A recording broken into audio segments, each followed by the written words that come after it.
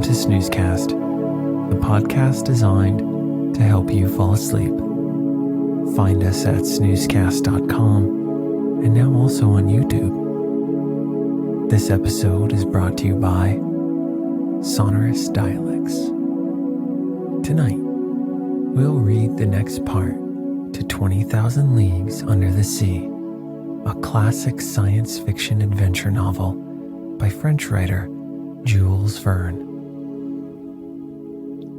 In the last episode, we learned that Captain Farragut and his crew on the Abraham Lincoln are led by their faith that the monster exists and that they will find it.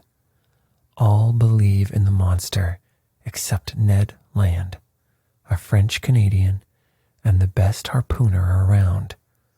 A surly man, Land is drawn to Aronnax since they both share French culture. Land says that he has never seen a narwhal puncture a ship. Aronnax tries to persuade Land with mathematical calculations that an infinitely powerful creature could inhabit the depths of the sea. Land is not fully swayed.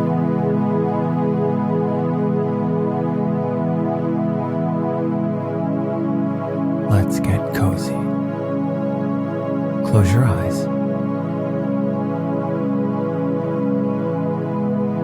Relax your body into the softness of your bed. Now, take a few deep breaths.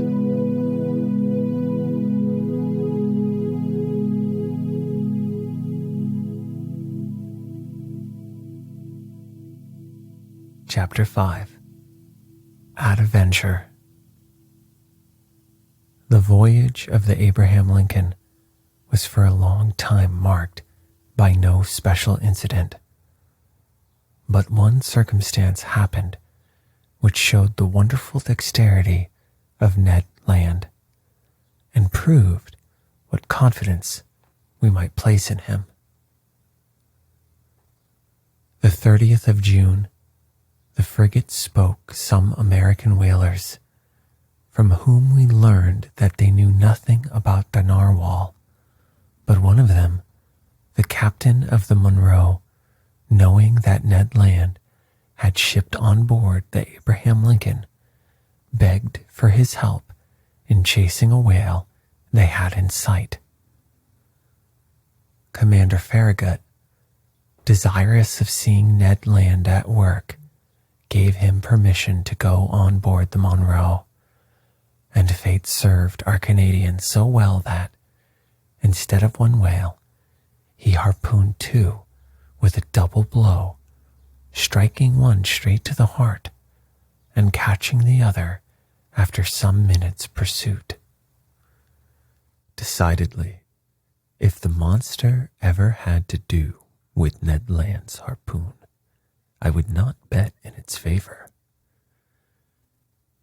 The frigate skirted the southeast coast of America with great rapidity. The 3rd of July, we were at the opening of the Straits of Magellan. But Commander Farragut would not take a tortuous passage, but doubled Cape Horn.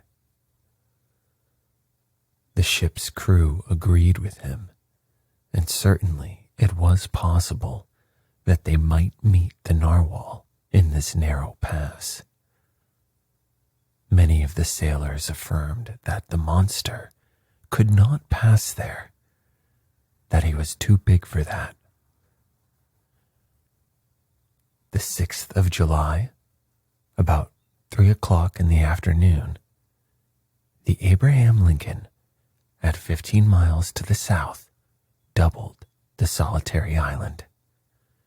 This lost rock at the extremity of the American continent, to which some Dutch sailors gave the name of their native town, Cape Horn. The course was taken towards the northwest, and the next day the screw of the frigate was at last beating the waters of the Pacific.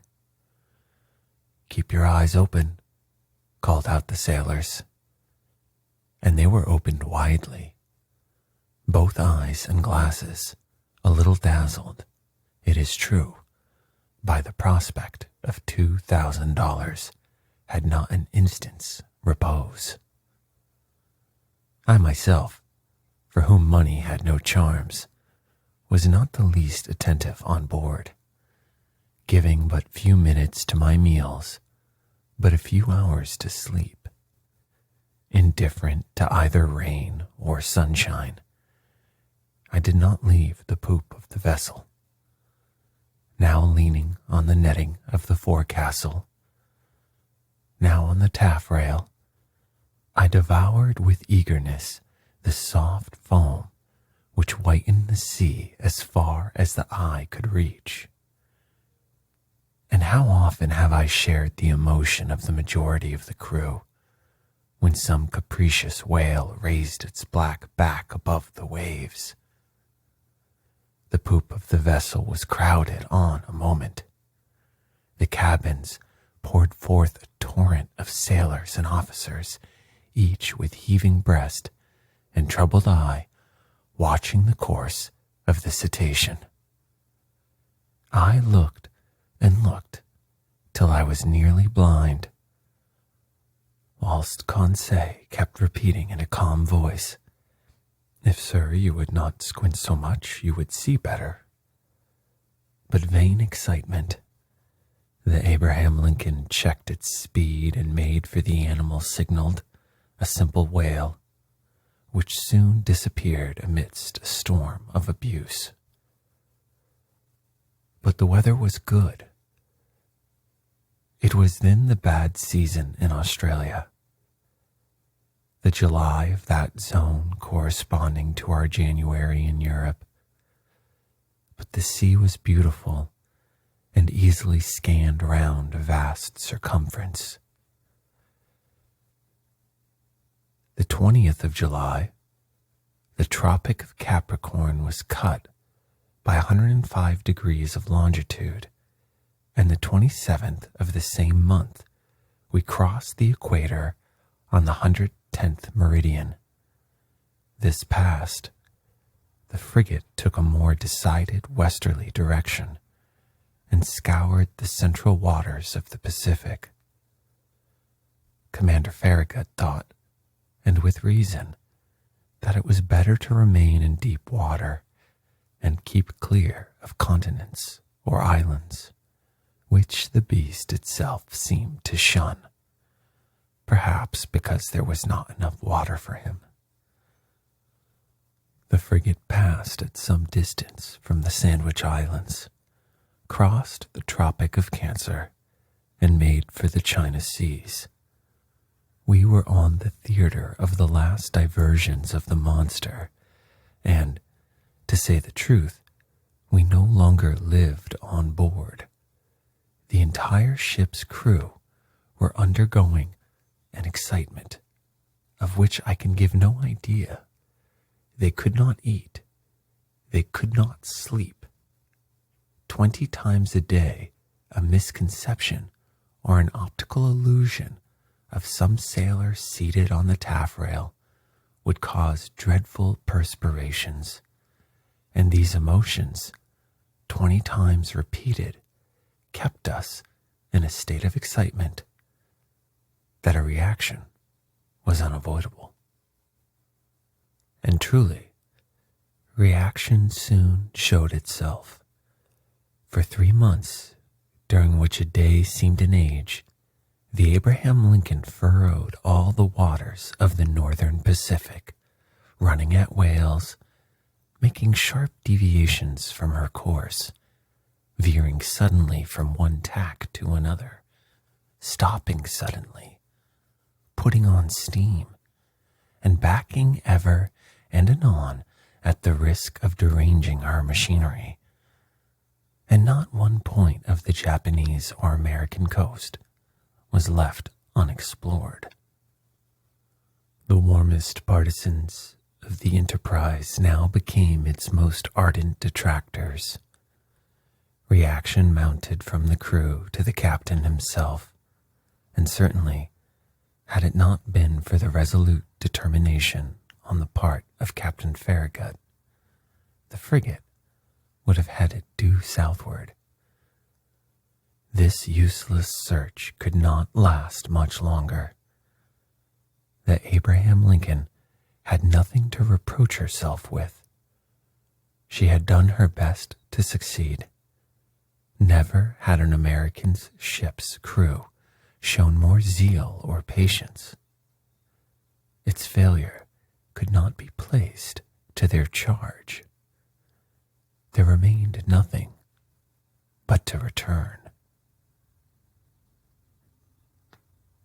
This was represented to the commander. The sailors could not hide their discontent, and the service suffered. I will not say there was a mutiny on board, but after a reasonable period of obstinacy, Captain Farragut, as Columbus did, asked for 3 days' patience. If in 3 days the monster did not appear, the man at the helm should give 3 turns of the wheel, and the Abraham Lincoln would make for the European seas. This promise was made on the 2nd of November. It had the effect of rallying the ship's crew. The ocean was watched with renewed attention. Each one wished for a last glance in which to sum up his remembrance. Glasses were used with feverish activity. It was a grand defiance given to the giant narwhal, and he could scarcely fail to answer the summons and appear. 2 days passed. The steam was at half pressure. 1,000 schemes were tried to attract the attention and stimulate the apathy of the animal in case it should be met in those parts. Large quantities of bacon were trailed in the wake of the ship. Small craft radiated in all directions round the Abraham Lincoln as she lay to, and did not leave a spot of the sea unexplored. But the night of the 4th of November arrived without the unveiling of this submarine mystery. The next day, the 5th of November, at 12, the delay would, morally speaking, expire. After that time, Commander Farragut, faithful to his promise, was to turn the course to the southeast and abandon forever the northern regions of the Pacific. The frigate was then in 31 degrees 15 seconds north latitude and 136 degrees 42 seconds east longitude. The coast of Japan still remained less than 200 miles to leeward. Night was approaching. They had just struck 8 bells. Large clouds veiled the face of the moon. Then, in its first quarter, the sea undulated peaceably under the stern of the vessel.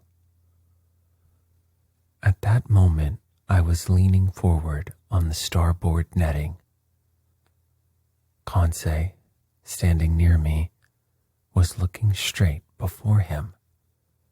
The crew, perched in the ratlines, examined the horizon, which contracted and darkened by degrees. Officers with their night glasses scoured the growing darkness. Sometimes the ocean sparkled under the rays of the moon, which darted between 2 clouds. Then all trace of light was lost in the darkness. In looking at Conseil, I could see he was undergoing a little of the general influence. At least I thought so. Perhaps for the first time, his nerves vibrated to a sentiment of curiosity. Come, Conseil, said I. This is the last chance of pocketing the $2,000. May I be permitted to say, sir, replied Conseil, that I never reckoned on getting the prize, and had the government of the Union offered $100,000, it would have been none the poorer. You are right, Conseil. It is a foolish affair after all, and one upon which we entered too lightly. What time lost, what useless emotions. We should have been back in France 6 months ago. In your little room, sir, replied Conseil, and in your museum, sir, and I should have already classed all your fossils, sir. As you say, Conseil, I fancy we shall run a fair chance of being laughed at for our pains. That's tolerably certain, replied Conseil, quietly. I think they will make fun of you, sir. And must I say it? Go on, my good friend. Well, sir, you will only get your deserts. Indeed. When one has the honor of being a savant as you are, sir, one should not expose oneself to... Conseil had not time to finish his compliment. In the midst of general silence, a voice had just been heard. It was the voice of Ned Land shouting, "Look out there, the very thing we are looking for, on our weather beam." Chapter 6.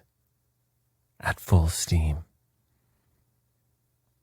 At this cry, the whole ship's crew hurried toward the harpooner, commander, officers, masters, sailors, cabin boys. Even the engineers left their engines, and the stokers their furnaces. The order to stop her had been given, and the frigate now simply went on by her own momentum. The darkness was then profound, and however good the Canadian's eyes were, I asked myself how he had managed to see, and what he had been able to see. My heart beat as if it would break. But Ned Land was not mistaken, and we all perceived the object he pointed to. At 2 cables' length from the Abraham Lincoln, on the starboard quarter, the sea seemed to be illuminated all over. It was not a mere phosphoric phenomenon. The monster emerged from some fathoms from the water, and then threw out that very intense but mysterious light mentioned in the report of several captains. This magnificent irradiation must have been produced by an agent of great shining power. The luminous part traced on the sea an immense oval, much elongated, the center of which condensed a burning heat, whose overpowering brilliancy died out by successive gradations. "It is only a massing of phosphoric particles," cried one of the officers. "No, sir, certainly not," I replied. "That brightness is of an essentially electrical nature. Besides, see, it moves. It is moving forwards, backwards. It is darting towards us." A general cry arose from the frigate. "Silence," said the captain. "Up with the helm. Reverse the engines." The steam was shut off, and the Abraham Lincoln, beating to port, described a semicircle. "Right the helm. Go ahead," cried the captain. These orders were executed, and the frigate moved rapidly from the burning light. I was mistaken. She tried to sheer off, but the supernatural animal approached with velocity double her own. We gasped for breath. Stupefaction more than fear made us dumb and motionless. The animal gained on us, sporting with the waves. It made the round of the frigate, which was then making 14 knots, and enveloped it with its electric rings like luminous dust. Then it moved away 2 or 3 miles, leaving a phosphorescent track like those volumes of steam that express trains leave behind. All at once from the dark line of the horizon, whither it retired to gain its momentum, the monster rushed suddenly towards the Abraham Lincoln with alarming rapidity, stopping suddenly about 20 feet from the hull, and died out, not diving under the water, for its brilliancy did not abate, but suddenly, and as if the source of the brilliant emanation was exhausted. Then it reappeared on the other side of the vessel, as if it had turned and slid under the hull. Any moment a collision might have occurred, which would have been fatal to us. However, I was astonished at the maneuvers of the frigate. She fled and did not attack. On the captain's face, generally so impassive, was an expression of unaccountable astonishment. "Mr. Aronnax," he said, "I do not know with what formidable being I have to deal, and I will not imprudently risk my frigate in the midst of this darkness. Besides, how attack this unknown thing? How defend oneself from it? Wait for daylight, and the scene will change." "You have no further doubt, Captain, of the nature of the animal?" "No, sir. It is evidently a gigantic narwhal, and an electric one. Perhaps," added I, "one can only approach it with a torpedo." "Undoubtedly," replied the captain. "If it possesses such dreadful power, it is the most terrible animal that was ever created. That is why, sir, I must be on my guard." The crew were on their feet all night. No one thought of sleep. The Abraham Lincoln, not being able to struggle with such velocity, had moderated its pace and sailed at half speed. For its part, the narwhal, imitating the frigate, let the waves rock it at will, and seemed decided not to leave the scene of the struggle. Towards midnight, however, it disappeared, or, to use a more appropriate term, it died out like a large glowworm. Had it fled? One could only fear. But at 7 minutes to 1 o'clock in the morning, a deafening whistling was heard, like that produced by a body of water rushing with great intensity. The captain, Ned Land, and I were then on the poop, eagerly peering through the profound darkness. "Ned Land," asked the commander, "you have often heard the roaring of the whales." "Often, sir, but never such whales the sight of which brought me in $2,000. if I can only approach within 4 harpoons' length of it. But to approach it, said the commander, I ought to put a whaler at your disposal. Certainly, sir. That will be trifling with the lives of my men. And mine too, simply said the harpooner.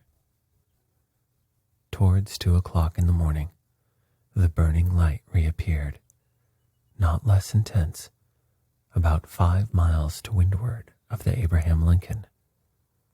Notwithstanding the distance and the noise of the wind and sea, one heard distinctly the loud strokes of the animal's tail, and even its panting breath. It seemed that, at the moment that the enormous narwhal had come to take breath, at the surface of the water, the air was engulfed in its lungs, like the steam in the vast cylinders of a machine of 2,000 horsepower. Thought I, a whale with the strength of a cavalry regiment would be a pretty whale. We were on the deck till daylight and prepared for the combat. The fishing implements were laid along the hammock nettings. The second lieutenant loaded the blunderbusses, which could throw harpoons to the distance of a mile, and long duck guns with explosive bullets. Ned Land contented himself with sharpening his harpoon, a terrible weapon in his hands. At 6 o'clock, day began to break, and, with the first glimmer of light, the electric light of the narwhal disappeared. At 7 o'clock, the day was sufficiently advanced, but a very thick sea fog obscured our view, and the best spyglasses could not pierce it. That caused disappointment and anger. I climbed the mizzenmast. Some officers were already perched on the mastheads. At 8 o'clock, the fog lay heavily on the waves, and its thick scrolls rose little by little. The horizon grew wider and clearer at the same time. Suddenly, just as on the day before, Ned Land's voice was heard. "The thing itself on the port quarter," cried the harpooner. Every eye was turned towards the point indicated. There, a mile and a half from the frigate, a long blackish body emerged a yard above the wave. Its tail, agitated, produced a considerable eddy. Never did a tail beat the sea with such force. An immense track of dazzling whiteness marked the passage of the animal and described a long curve. The frigate approached the cetacean. I examined it thoroughly. The reports of the Shannon and of the Helvetia had rather exaggerated its size, and I estimated its length at only 250 feet. As to its dimensions, I could only conjecture them to be admirably proportioned. While I watched this phenomena, 2 jets of steam and water were ejected from its vents and rose to the height of 120 feet. Thus, I ascertained its way of breathing. I concluded definitively that it belonged to the vertebrate branch, class Mammalia. The crew waited impatiently for their chief's orders. The latter, after having observed the animal attentively, called the engineer. The engineer ran to him. "Sir," said the commander, You have steam up? Yes, sir, answered the engineer. We'll make up your fires and put on all steam. 3 hurrahs greeted this order. The time for the struggle had arrived. Some moments after, the 2 funnels of the frigate vomited torrents of black smoke, and the bridge quaked under the trembling of the boilers. The Abraham Lincoln, propelled by her wonderful screw, went straight at the animal. The latter allowed it to come within half a cable's length. Then, as if disdaining to dive, it took a little turn and stopped a short distance off.